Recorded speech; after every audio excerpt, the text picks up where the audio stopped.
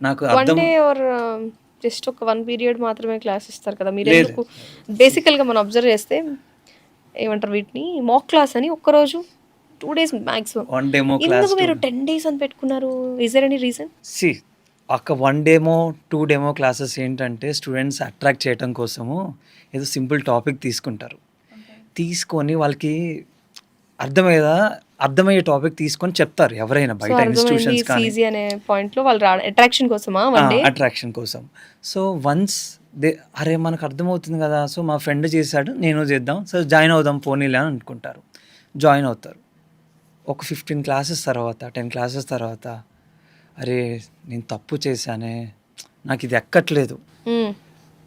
ఆడు ఆపేస్తాడు. ఆపేసేసేసి అసలు క్లాసెస్‌కే సరిగ్గా రాడు. ఇంట్రెస్ట్ చూపిచ్చడు. నాకెక్కట్లేదు. ఇంతే ఇగ. ఇంతకు మించి ఏముండదు. క్విట్ అవుతాడు. మళ్ళీ రీసెర్చ్ చేయకుండా ఇంకోటేదో చెప్తాడు. మళ్ళీ ఆ కోర్స్‌కెళ్తాడు. సేమ్ ఇంతే. నాకు తెలిసి 3 ఇయర్స్ వేస్ట్ చేసిన వాళ్ళు ఒకళ్ళున్నారండి. మీకు తెలిసి? అంటే లేదు సీరియస్‌లీ ఏదో ఒక టైంలో జాబ్ వస్తది. జస్ట్ డిగ్రీ కంప్లీట్ చేసుకొని ఒక కోర్స్ చేస్తే జాబ్ వస్తదని 3 ఇయర్స్ వెయిట్ చేసిన ఒకళ్ళున్నారు. మీరు 3 ఇయర్సే చూస్తున్నారు.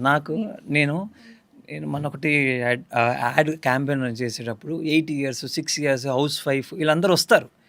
సార్ నాకు ఇంత గ్యాప్ ఉంది. నేను మళ్ళీ ట్రై ట్రై చేయాలనుకుంటున్నా. Is there any possibility? ఆ! చెయ్యి ప్రాబ్లమ్ లేదు. బట్ చెయ్యంగానే జాబ్ వస్తదని మాత్రం నువ్వు పెట్టుకోకు. బయట ఫ్రెషర్స్‌కే అంటే తను ఏంటంటే ఫ్రెషర్ రోల్‌కే వెళ్ళాలి. అంతే. ఫేక్ పెడితే 8 ఇయర్స్ ఎక్స్‌పీరియన్స్ అన్నప్పుడు నువ్వు నేర్చుకున్న కోర్స్‌కి అది సరిపోదు. సో, లైక్ ఏంటంటే నువ్వు ఫ్రెషర్‌గా వెళ్ళాలనుకున్నప్పుడు నువ్వు లే కంపెనీస్ హెచ్ఆర్స్ ఎలా చూస్తారంటే లేటెస్ట్ పాస్ అవుట్స్ వాళ్ళకి కొంచెం స్కిల్స్ ఎక్కువుంటాయి. At the same already time వాళ్ళు నేర్చుకొని ఉంటారు. దే హావ్ ఎ నాలెడ్జ్ అంటే లాంగ్ పీరియడ్‌లో వాళ్ళు చాలా మర్చిపోతారు కాబట్టి వాళ్ళని మాక్సిమం ఎంకరేజ్ చేయరు అని యాహ్! ఒక పాయింట్ ఉంటుంది. ఓకే. సో,